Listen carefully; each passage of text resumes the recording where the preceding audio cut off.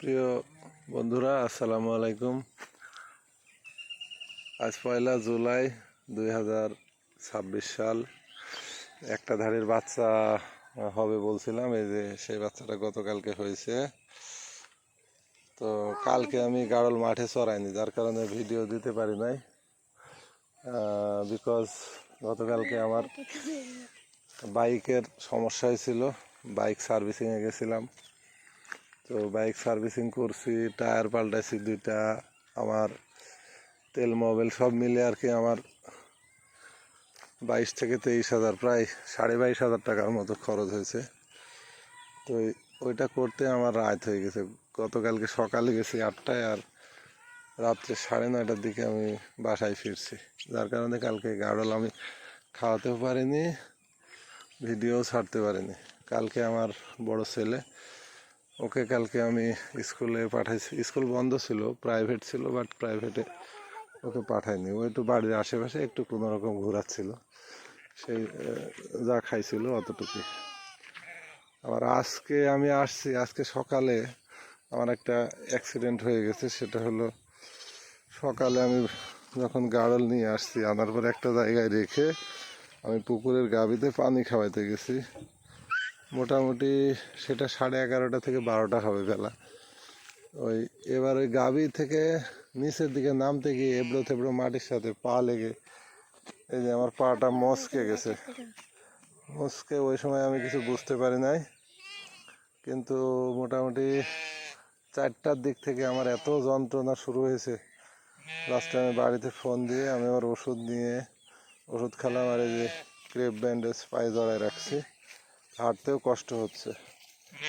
আমার একটা বিপদ হয়ে গেল। তারপরে এই যে এই ধাড়িটা সেই বাচ্চাটা যেটা দেখালাম, তবে বাচ্চাটা বোধহয় একটু অসুস্থ, ওর হয়তো জ্বর আসছে বা কিছু একটা হবে।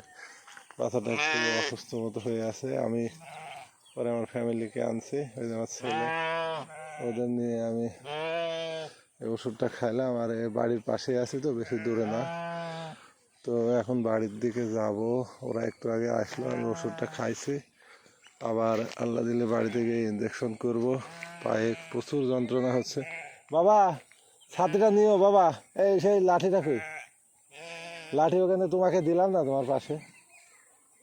আর ওই যে ছাতি, ওই যে গাড়ল সব দূরে সব খাচ্ছে।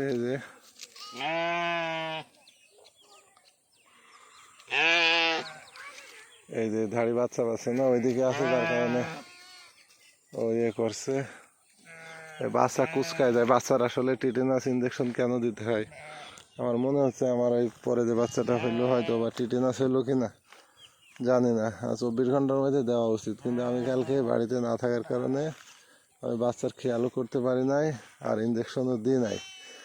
আজকে ভুল করছি, আমি রাত্রে এসে আসলে দেওয়া উচিত ছিল। তো এখন মনে করছি গিয়ে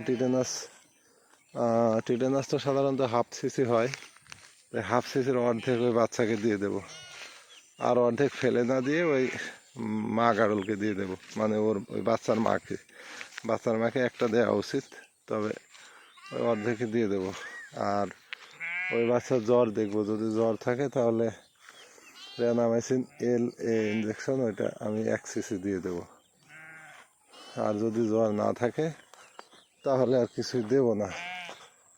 এইটা আর কি অবস্থা। তো আপনারা সবাই অবশ্যই আমার জন্য দোয়া করেন, যেহেতু আমি অসুস্থ হঠাৎ করে। আল্লাহ যেন আমাকে খুব তাড়াতাড়ি সুস্থ করে দেয়। তার কারণ এতগুলো গাড়লের প্রাণ, আমি অসুস্থ হওয়া মানে তো ওদের কষ্ট হয়ে যাবে খাওয়ানো। যেহেতু আমার লোক নেই আপাতত, আমি একাই গাড়ল মাঠে নিয়ে বেড়াই। অনেক সময় বিভিন্ন লোকের সাথে ইয়ে করি, আমার লোক আগে ছিল, এখন আর নেই, যার কারণে আমি একাই গাড়ল মাঠে নিয়ে বেড়াচ্ছি। ইনশাল্লাহ ভবিষ্যতে লোক পেলে, আবার রাখাল যদি পাই, তাহলে তাকে সাথে করে মাঠে গাড়ল রাখবো। তবে এখন এই পরিস্থিতিতে আমি এখন একা। আমার পায়ে হলো এই সমস্যা, খুব কষ্ট। এই যে দেখেন, এই যে পায়ের স্যান্ডেলও ঢোকাইতে পারছি না ঠিক মতো। ব্যান্ডেজ করা আছে, স্যান্ডেল অর্ধেক ঢুকছে, অর্ধেক ঢুকে নেয়। ওমা, হ্যাঁ বাবা, হ্যাঁ বাবা যাবো, যাবো বাবা, এই যে একটু খাওয়াইতে খাওয়াইতে চলে যাব। এই যে সামনে যে পুকুরটা, এই পুকুরের পরে আরেকটা পুকুর আছে। থাক বাবা, সেই পুকুরের গাবিতে আমি ওই পা মাছটা খাইছি। এই যে এটা আমার ছোট ছেলে, এটা আমার ছোট আব্বু। বাবা সবাইকে সালাম দাও, বলো আসসালামু আলাইকুম। বলো আপনারা সবাই ভালো আছেন। আপনারা সবাই ভালো আছেন? বলো আমি আলহামদুলিল্লাহ ভালো আছি। আমি আলহামদুলিল্লাহ ভালো আছি। বলো সবাই আমার জন্য দোয়া করবেন। সবাই আমার জন্য দোয়া করবেন। এটা আমার ছোট ছেলে, আর বড় ছেলেটা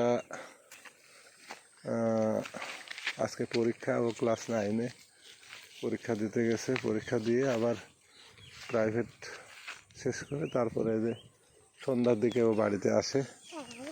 তো আমি মোটরসাইকেল বড় ছেলেকে দিয়ে দিই, যদিও দেওয়া ঠিক না এই বয়সে। দাঁড়া বাবা, তবে পরিবেশ পরিস্থিতি তো অনেক সময় দিতে হয়, যে গরম পড়ছে। আর আমি গ্রাম অঞ্চল থেকে আসলে এত গাড়িও পাওয়া যায় না, কিছু সময় পাওয়া যায় না, টাইমলি পাওয়া যায় না। আবার গাড়ি ফিক্সড করে রাখলেও ওইভাবে গ্রাম থেকে আসলে কেউ যেতে চায় না, কিছুদিন যাওয়ার পরে আর যায় না। তো সব মিলে সমস্যা। আবার ও সকালে স্কুল থাকে, ওর সকালে শিফটে, তারপরে আবার প্রাইভেট থাকে, দুপুরে তো খাওয়া দাওয়ার দরকার আছে, প্রাইভেটও একটু দেরি হয়ে যায়, বেশ কয়েকটা প্রাইভেট পড়ে ও।